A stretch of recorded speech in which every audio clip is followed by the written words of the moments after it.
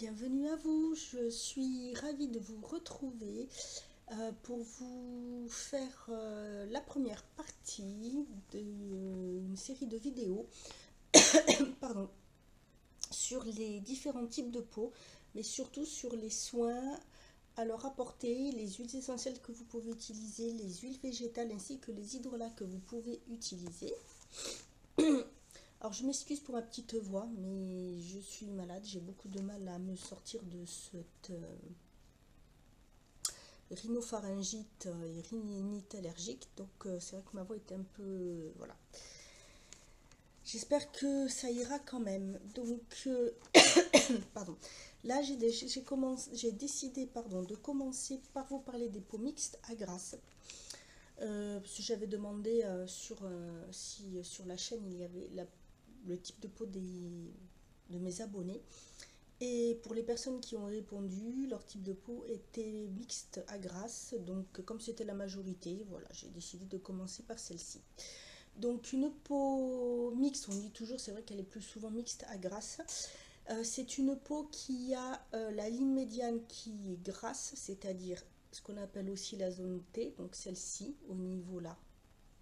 Et les parties ici, ce qu'on appelle les parties latérales qui sont sèches. Alors, pour ce type de peau, bien sûr, il y a un nettoyage à faire, que l'on se maquille ou pas. Il faut toujours se démaquiller la peau parce que vous verrez que si, même si une journée vous ne vous êtes pas maquillé du tout, vous allez vous passer un coton avec de la lotion et vous verrez que votre coton sera sale. Donc, il faut quand même se nettoyer la peau. Et pour cela, il faut utiliser donc un produit adapté. Donc pour ce type de peau, vous pouvez utiliser soit un lait, soit une huile, soit un gel moussant, soit un beurre nettoyant pour le visage. Ce qu'il faut, c'est surtout bien le rincer à l'eau après l'utilisation et de vous passer ensuite soit un tonique, soit une lotion, soit une eau micellaire. Ensuite, vous avez ce que l'on appelle les soins plutôt nettoyants que l'on ne fera surtout pas tous les jours, c'est-à-dire le gommage ou exfoliant et la pose d'un masque. Donc le gommage, vous pouvez le faire soit alors, que sur la ligne médiane, et dans ces cas-là, vous pouvez le faire toutes les semaines. Par contre, si vous faites également tout le visage, faites-le plutôt 2 fois par mois maximum, afin de ne pas irriter cette zone-là. Et surtout, même si c'est un soin qui est très léger, qui a que des petites granules, ne jamais utiliser un produit qui apporte même une toute petite exfoliation tous les jours. Ça, c'est quelque chose qu'il ne faut jamais faire parce que vous allez vous irriter la peau et en fait, ça vous fera l'effet inverse. Ça ne sert strictement à rien. Tout comme il ne faut absolument pas appuyer comme une folle ou une brute ici à ce niveau-là, sur le nez ou ici, même si ce sont les zones où vous allez, ce qui est tout à fait normal, vouloir avoir que les pores soient quand même plus fermés, tout ça, il ne faut jamais insister dessus. Il faut y aller tranquillement. Vous pouvez appuyer un tout petit peu plus, mais voilà, faites attention, n'insistez pas trop parce que en fait, ça ne sert à rien. Vous allez enlever beaucoup plus de peau morte que nécessaire.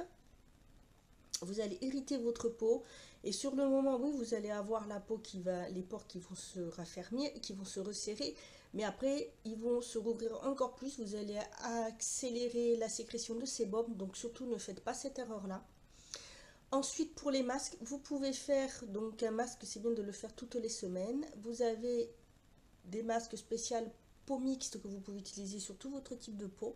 Sinon, utilisez un masque sur votre ligne médiane, généralement un masque purifiant.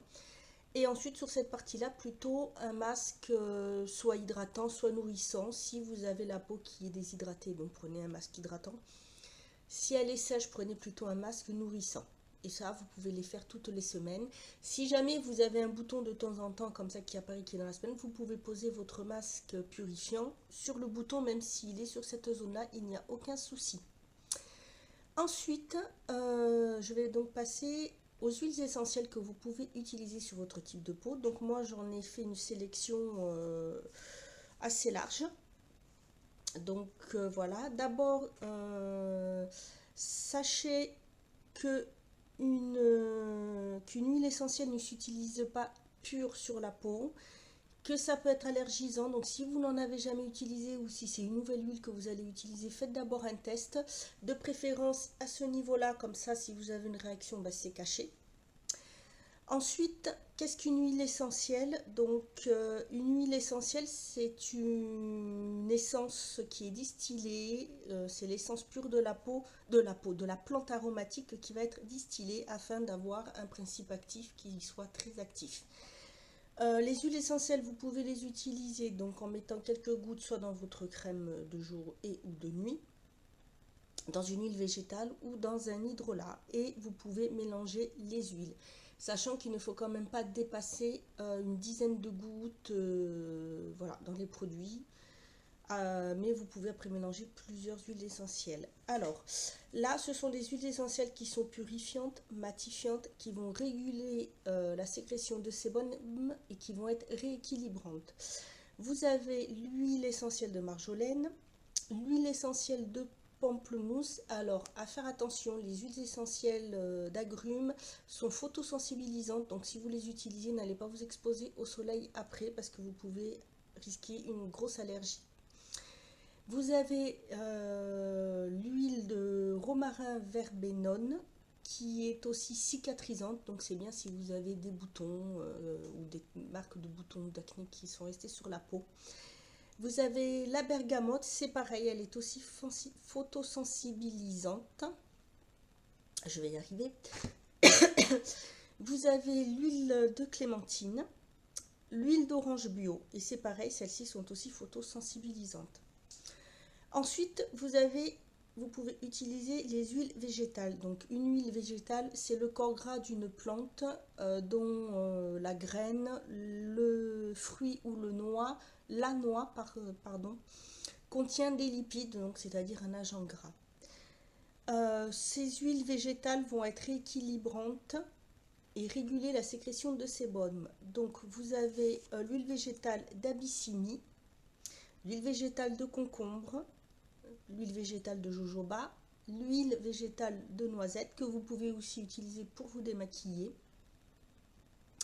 l'huile végétale de melon d'eau qui va réguler le sébum, l'huile de micelle et l'huile de yangou et l'huile de dattier du désert. Ensuite, vous avez les hydrolats. Donc les hydrolats, vous pouvez les utiliser soit en le vaporisant sur la peau, en comprès, en faisant comme des petites compresses si vous avez des zones à ce niveau-là qui vont être plus sèches, qui vont plus vous tirailler, ou si vous avez plus de brillance. L'hydrolat, c'est l'extrait de la plante aromatique ou non aromatique par entraînement de la vapeur. Donc vous trouvez l'huile de romarin verbenone, l'hydrolat de verveine, l'hydrolat de verveine, l'hydrolat de thym, l'hydrolat de citron bio, l'hydrolat de laurier noble et l'hydrolat de lavande fine qui est surtout très très utilisé pour la zone grasse. Donc tous ces hydrolats sont équilibrants, cicatrisants et vont réguler la sécrétion de sébum. Je vous remettrai en barre d'informations bien sûr les huiles et les noms des hydrolats que je vous ai cités. Si vous avez des questions, n'hésitez pas à me les mettre en commentaire. Je vous mettrai le lien de 2 sites où vous pouvez trouver tous ces produits. Je vous ai donné voilà, le maximum d'informations, mais si vous avez d'autres questions, surtout n'hésitez pas à me les poser, je me ferai un plaisir d'y répondre. J'espère que cette première vidéo vous aura plu, vous aura apporté des réponses et surtout une aide. Je pense que la suivante sera surtout pour les peaux sensibles et réactives, parce que c'est pareil, il y en a beaucoup. Donc ce sera ma prochaine vidéo pour les soins de la peau. Voilà, je vous dis à bientôt pour une autre vidéo et en attendant, prenez soin de vous.